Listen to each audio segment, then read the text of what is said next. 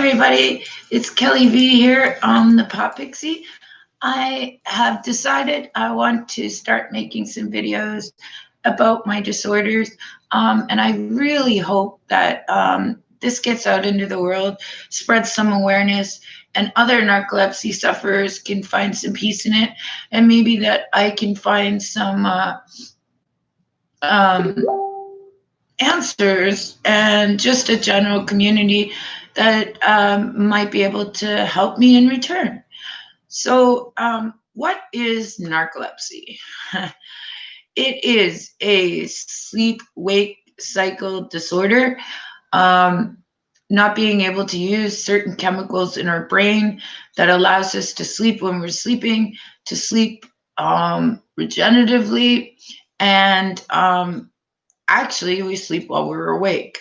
A lot of these things are very, very confusing to a lot of people, especially the outside world. It makes narcoleptics very self isolated and just ashamed and afraid to be around people. Um, One thing that brings on some of the symptoms of narcolepsy is strong emotion. About 15% of narcoleptics, I think the statistic is, has some form of cataplexy. This is the really unique side of the disorder. Strong emotions, good, bad, stress, happiness, excitement can bring on an instant paralysis, either in parts of the body or all of the body. Kind of like a fainting goat syndrome. That's kind of funny, but in reality, it's really not. Um, Cataplexy is really dangerous.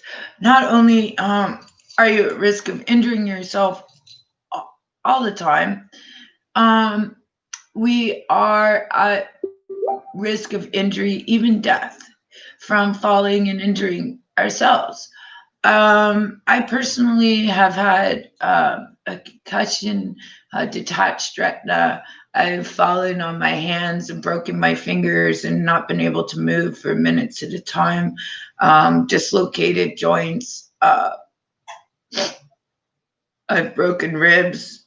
So this is a really serious side of narcolepsy. And I think that it isolates some of its people for sure.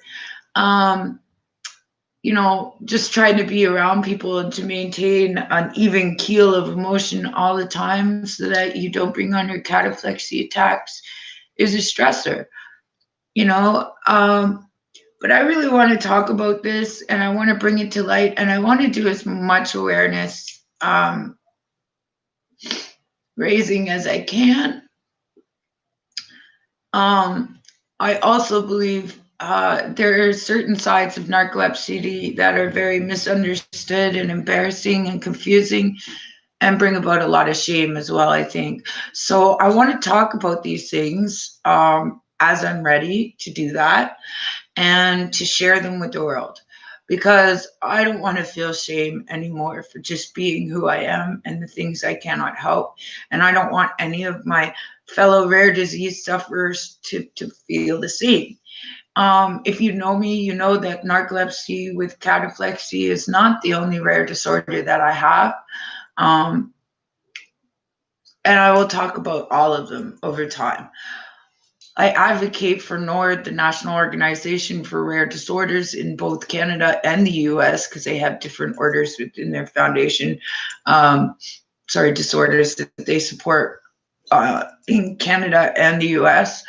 I also strongly advocate and support for their adopted drug program, which allows for drugs in other countries that are not yet available here to reach us. Some of our rare disorders don't get the support or financial backing from drug companies to supply the drugs that we need, or the systems that we don't think it's enough to support and give us the drugs we need due to their rarity and not having a financial profit in it. This is something that I strongly, strongly, strongly believe in, because one of my conditions makes it very, very difficult to get treatment and medication. I think I would advocate for these things even if it didn't personally affect me, but because it does, it it affects my life, and it gives me something to help other people to understand what rare disease sufferers go through. The more rare and unique your disorder is, the worse this is. Not that I want to say I suffer more than any of my rare disease supporters and friends, um, but it's very, very difficult to have the combination of disorders that I have, which are all uniquely rare in their own right. But I don't think there is a living case in North America with all of the disorders that I have, making medical care extremely difficult as a whole. So rare disease is something that I advocate for. I want to talk more about narcolepsy and answer any questions that anybody might have. So as these videos go up and they gain some more popularity, if you have any questions about narcolepsy, please feel free to reach out. If you have narcolepsy, I would like to start some kind of awesome support. If you have a rare disease or disorder, please reach out to me, because I'm doing some amazing things that I'd love you to be part of. If I've already reached out to you, please don't be shy and reach back. I think that rare disease is a uniqueness that, maybe there's a reason why you over somebody else has this. Maybe there's a reason that you're supposed to have this. I know that sounds crazy, but I think that mine have been given to me so I can do exactly what I'm doing right here, right now. Over the last 2 years, I started reaching out to musicians and artists all around the world in many different categories of the arts to try and gain some support for my charities and awareness raising. And the incredible community reached back with so much love, I can't even tell you. So, all around the world, musicians from every level of professionalism have reached back. Um, every single one is an epic, epic person and an incredible talent in their own right, whether they've reached some kind of worldly success or not.